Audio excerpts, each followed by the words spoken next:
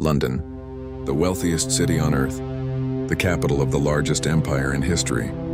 Yet in the summer of 1858, this imperial capital became almost impossible to live in, not because of war, not because of famine, but because the city itself had begun to rot. On scorching afternoons that July, people walking beside the River Thames covered their mouths instead of their noses. The smell was overwhelming. Shopkeepers shut their windows despite the heat.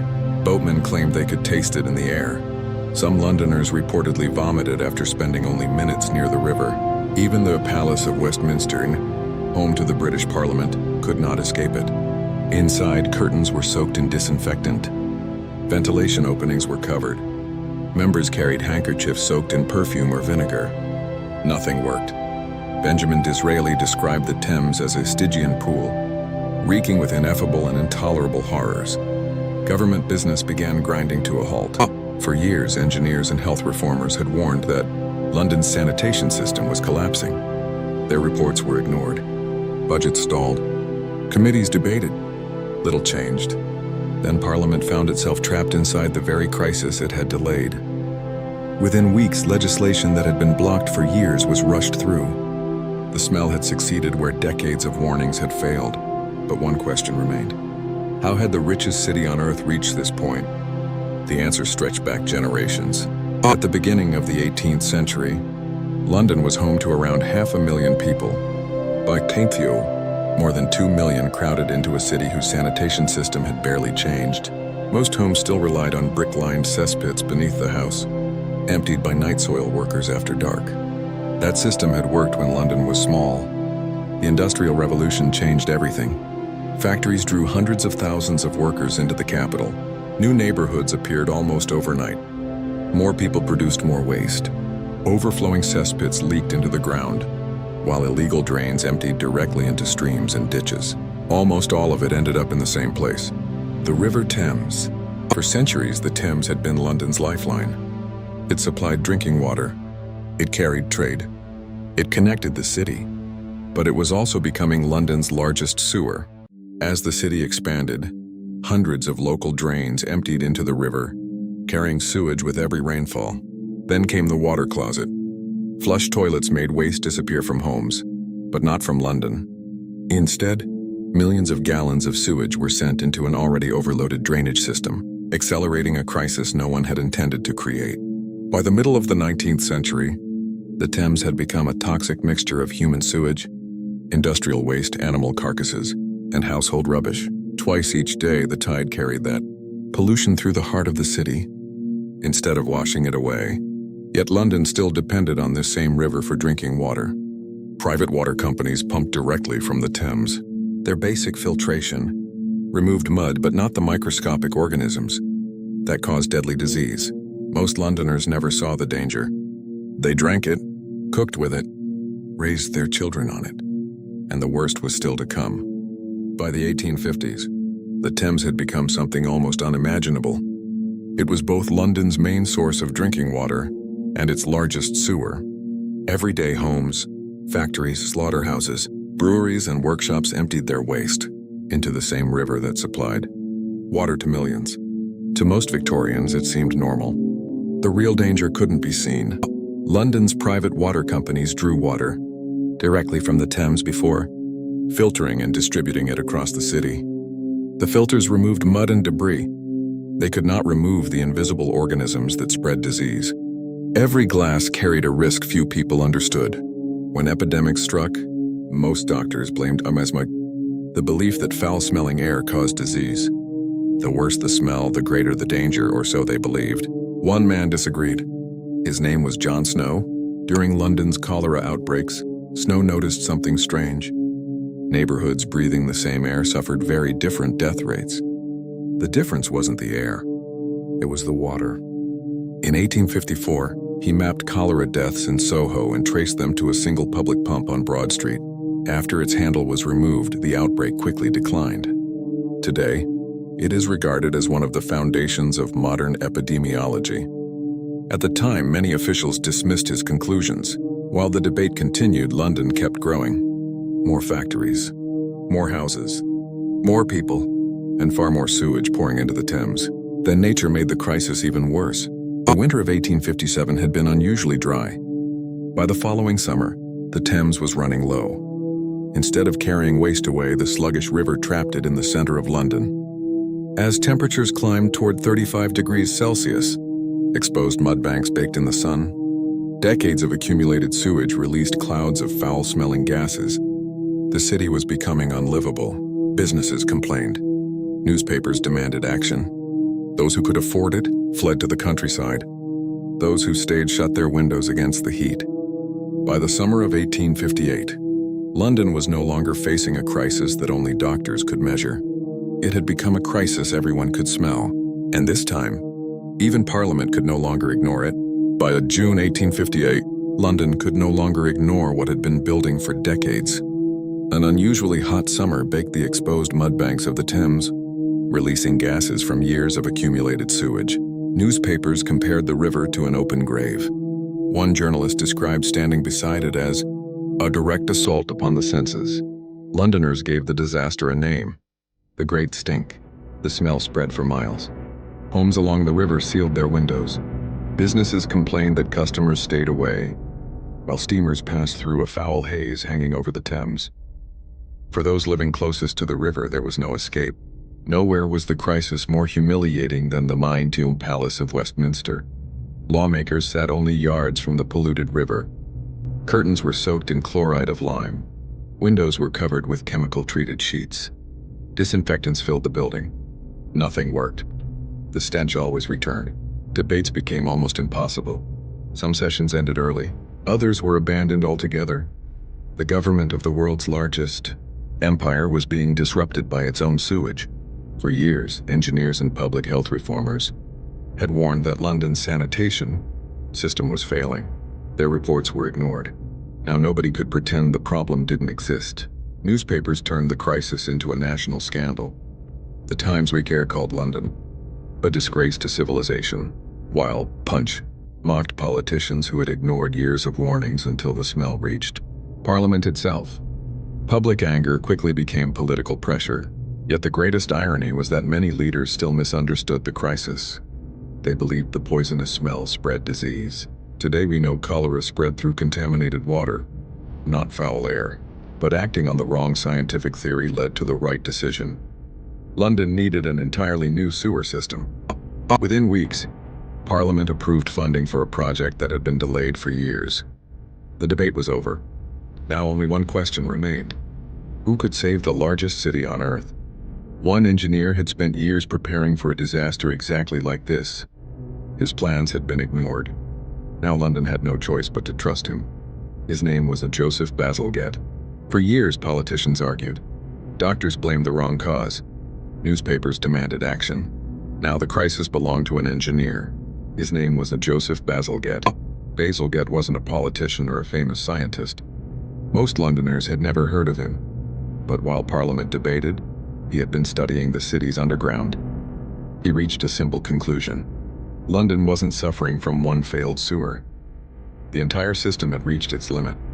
Born in Mumbai, Bazalgette trained as a civil engineer during Britain's railway boom before joining the Metropolitan Commission of Sewers. In 1849, year after year, he watched London expand. More people, more houses, more sewage flowing into the Thames. Every temporary fix failed. The city didn't need another repair. It needed a completely new system. His solution was unlike anything the world had seen. Instead of allowing hundreds of local sewers to empty into the Thames, massive intercepting sewers would capture the waste before it reached the river. The sewage would then be carried east away from central London, where it could be discharged on the outgoing tide. For the first time, London's drinking water would be separated from its sewage. The idea was bold. Building it would be even harder. Hundreds of miles of tunnels had to be constructed beneath one of the busiest cities on Earth. Roads would be torn open, millions of bricks laid by hand. The cost alone made many politicians hesitate. To some, the project seemed impossible. Then the Great Stink changed everything. The same politicians who had delayed action for years finally released the funding. Bazalgette's plans were already finished. He had simply been waiting for permission to build. Now one question remained. Could his vision save London? Winning approval was only the beginning. But could Bazalgette's ambitious plan actually be built? No city had ever attempted a sewer system on this scale. Building it meant digging beneath one of the busiest cities in the world without bringing London to a standstill. Construction began in about 1859. Across London, streets disappeared behind wooden barricades as thousands of laborers excavated enormous trenches using picks, shovels, horse-drawn carts, and steam-powered machinery. To many Londoners, it seemed as if the entire city had become one vast construction site. The greatest challenge wasn't digging, it was gravity. Bazalgette designed the intercepting sewers with an almost imperceptible downward slope, steep enough to keep sewage flowing, but gentle enough to prevent the brick tunnels from eroding. In some sections, the gradient changed by only a few inches over hundreds of meters. A single surveying mistake could have crippled the entire system. The tunnels themselves were unlike anything London had seen. Some were large enough for a horse and cart to pass through. Every brick was laid by hand. By the time construction was complete, workers had used more than 300 million bricks and thousands of tons of cement to create a network built to last for generations. Bazalgette deliberately made many of the main sewers much larger than engineers thought necessary. Critics called it an expensive extravagance. History would prove it was one of his wisest decisions. The project reshaped more than London's underground. Engineers reclaimed land from the Thames to build the Victoria, Chelsea, and Albert embankments, so these new embankments concealed the sewers while creating wider roads, public walkways, and space for water, gas, and later communication lines. One engineering project transformed several parts of the city at once, but one major obstacle remained. Even the world's largest sewer couldn't defy gravity forever. At key points, London's landscape forced the sewage uphill. Without another solution, the entire network would grind to a halt. The answer would come from some of the most powerful steam engines ever built. Even the world's largest sewer has one weakness. What happens when the sewage has to flow uphill? London's landscape rises and falls, and at several critical points, gravity alone wasn't enough. Without another solution, Bazalgette's entire system would fail. The answer was steam. Engineers built a series of massive pumping stations along the network, the most impressive at Crossness and Abbey Mills, and these weren't ordinary industrial buildings. Designed almost like cathedrals, they featured soaring iron columns, colorful brickwork, and intricate cast iron decoration. The Victorians believed even public infrastructure could be a work of art. Inside stood gigantic steam engines. Their enormous flywheels turned day and night, powering pumps capable of lifting millions of gallons of sewage into higher-level sewers. From there, gravity took over once again. The system worked like a relay. Steam lifted the waste. Gravity carried it onward. Then the process repeated farther downstream. Construction continued throughout the early 1860s. Thousands of workers connected neighborhoods that had never before shared a unified drainage network. By the mid-1860s, London had more than 1,000 miles of street sewers feeding into over 100 miles of major intercepting sewers, the largest system of its kind in the world. Then came the moment London had been waiting for. As sections of the network entered service, the sewage pouring into central London began to disappear. The unbearable smell that had defined the summer of Plain Pain gradually faded. For the first time in decades, the Thames through the heart of the capital was beginning to recover. The great stink was over. But eliminating the smell wasn't Bazalgette's greatest achievement. The real test was still to come. Had his engineering masterpiece actually saved lives? Did Bazalgette's sewer system actually save London? The answer didn't arrive with celebration.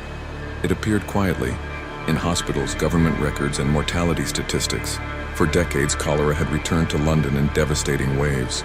The epidemics of 1832, 1848-49, 1853-54, and 1854 claimed tens of thousands of lives.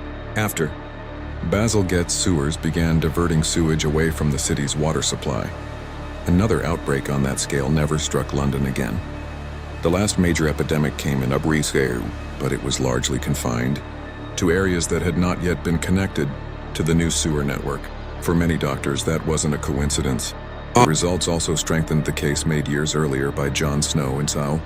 His belief that cholera spread through contaminated water, not foul air, had long been dismissed.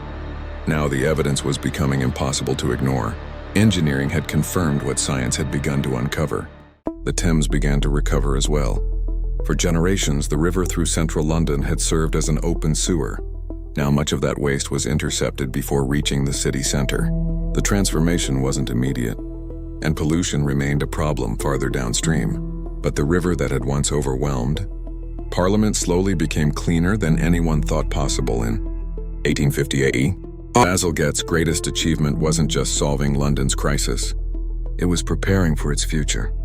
Expecting the city to keep growing, he built many of the main sewers far larger than experts believed necessary. Some politicians called it a waste of money.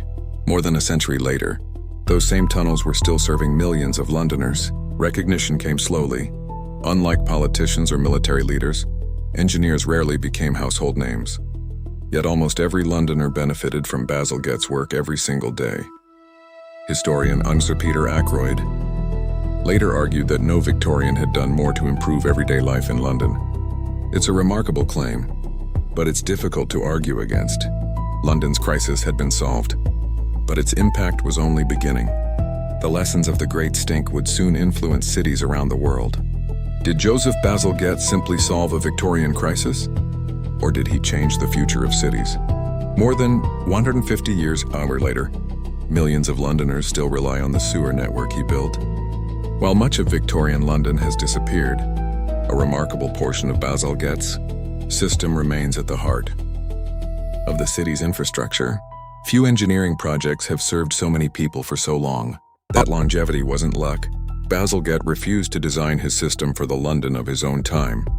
Believing the city would continue to grow, he built many of the main sewers far larger than engineers thought necessary. Critics called it an expensive extravagance. History proved otherwise. Even so, no engineer can predict the future forever. Bazalgette designed his network for a city of roughly 4 million people. Today, London is home to more than 9 million us. Modern streets send enormous volumes of rainwater into the same combined sewer system that carries household waste. During heavy storms, parts of the network can still overflow into the Thames. The river he helped rescue continues to face challenges he could never have imagined. So how do you improve one of history's greatest engineering achievements? Not by replacing it, by building upon it. That philosophy led to the Thames Tideway Tunnel, London's modern super sewer. Rather than replacing Bazalgette's network, it captures the overflow his Victorian system was never designed to handle. More than a century after his death, London's newest sewer is still extending his vision. But Bazalgette's greatest legacy reaches far beyond London. Cities across Europe, North America, and beyond studied the principles behind his system. What began as one city's humiliation became a blueprint for modern urban sanitation and public health. Today, visitors stroll along the Victoria Embankment. Tour boats pass the Palace of Westminster. Few stop to consider what lies beneath them. Perhaps that's the greatest tribute to Bazalgette's work. The finest infrastructure is almost invisible. When it succeeds, people rarely think about it at all. The Great Stink lasted only a single summer. Its solution has protected generations. It transformed London.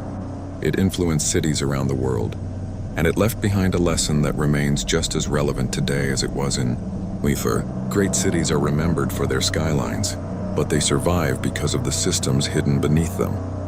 Sometimes history is changed by a battle, sometimes by a revolution, and sometimes by a river that could no longer carry a city's waste.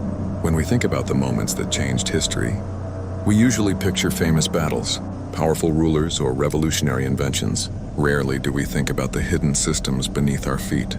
Yet for more than 150 years, millions of people have lived healthier, safer lives because one city chose to solve a problem it could no longer ignore, and because one engineer had the vision to build not just for his own generation, but for generations still to come. The Great Stink wasn't simply the story of a polluted river. It was the moment modern urban sanitation was born, and its legacy continues to flow beneath London every single day. If you enjoyed this documentary, I'd love to hear your thoughts. What forgotten event, engineering achievement, or historical mystery should we uncover next? Leave your suggestions in the comments below. And if you're passionate about deeply researched documentaries that go beyond the headlines and reveal the stories that shaped our world, consider subscribing. There are many more remarkable chapters of history waiting to be explored. Until next time, thanks for watching.